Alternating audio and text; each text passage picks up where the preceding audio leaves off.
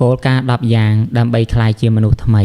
ការផ្លាស់ប្ដូរពិតប្រាកដមិនមែនកើតឡើងដោយចៃដន្យនោះទេប៉ុន្តែវាគឺជាលទ្ធផលនៃការសម្រេចចិត្តយ៉ាងម៉ឺងម៉ាត់ 1. ការសម្រេចចិត្តដ៏មុតស្រួចការផ្លាស់ប្ដូរចាប់ផ្ដើមពីការសម្រេចចិត្តមិនមែនគ្រាន់តែជាការចង់បានឬការសង្ឃឹមនោះទេវាគឺជាការគូសខ្សែបន្ទាត់មួយក្នុងជីវិតរបស់អ្នកហើយប្រាប់ខ្លួនឯងថាល្មមហើយខ្ញុំនឹងមិនរស់នៅក្នុងជីវិតបែបនេះទៀតទេ 2. ការអភិវឌ្ឍខ្លួនជាចម្បងកម្រិតនៃភាពជោគជ័យរបស់អ្នកនឹងមិនដែលលើសពីកម្រិតនៃការអភិវឌ្ឍខ្លួនរបស់អ្នកឡើយបើអ្នកចង់បានអ្វីដែលប្រសើរជាងមុនអ្នកត្រូវធ្វើខ្លួនឲ្យប្រសើរជាងមុនជាមុនសិនកុំបួងសួងឲ្យបញ្ហាតិចជាងមុនប៉ុន្តែត្រូវបួងសួងឲ្យខ្លួនឯងមានចំណេះដឹងនិងជំនាញច្រើនជាងមុន 3. ជ្រើសរើសមជ្ឈដ្ឋានជុំវិញអ្នកគឺជាមធ្យមភាគនៃមនុស្ស5នាក់ដែលអ្នកចំណាយពេលជាមួយច្រើនបំផុតចូលពិនិត្យមើលមនុស្សជុំវិញខ្លួនអ្នកតើពួកគេកំពុងជួយអ្នកឲ្យរីកចម្រើនឬកំពុងទាញអ្នកចុះប្រសិនបើអ្នកចង់ហោះដូចឥន្ទ្រីកុំចំណាយពេលដើរជាមួយហ្វូងទា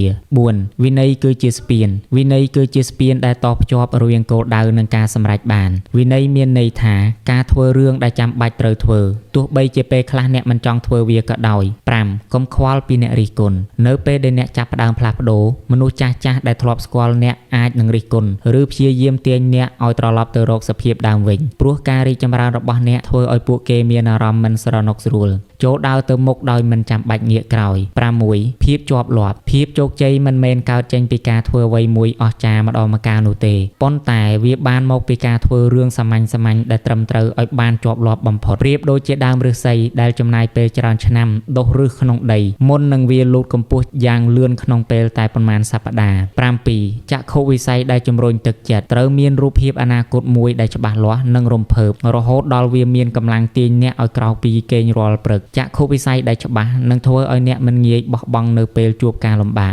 8. ហ៊ានរស់នៅក្នុងភាពមិនស្រណុកការរីកចម្រើនរស់នៅក្រៅតំបន់សុខស្រួល comfort zone របស់អ្នកប្រសិនបើអ្នកមានអារម្មណ៍ថាពិបាកឬមិនស្រណុកក្នុងចិត្តមានន័យថាអ្នកកំពុងតែរីកចម្រើនហើយកុំខ្លាចភាពមិនស្រណុកព្រោះវាគឺជាសញ្ញានៃការលូតលាស់ 9. អត់ធ្មត់តែមិនត្រូវស្កប់ស្កល់ចូលអត់ធ្មត់ជាមួយលទ្ធផលប៉ុន្តែត្រូវមានចិត្តស្រេកឃ្លានជានិច្ចសម្រាប់ការរីកចម្រើនបន្ថែមទៀតរីករាយនឹងអ្វីដែលអ្នកមានក្នុងពេលបច្ចុប្បន្នប៉ុន្តែកុំឈប់ធ្វើឲ្យខ្លួនឯងប្រសើរជាងមុន 10.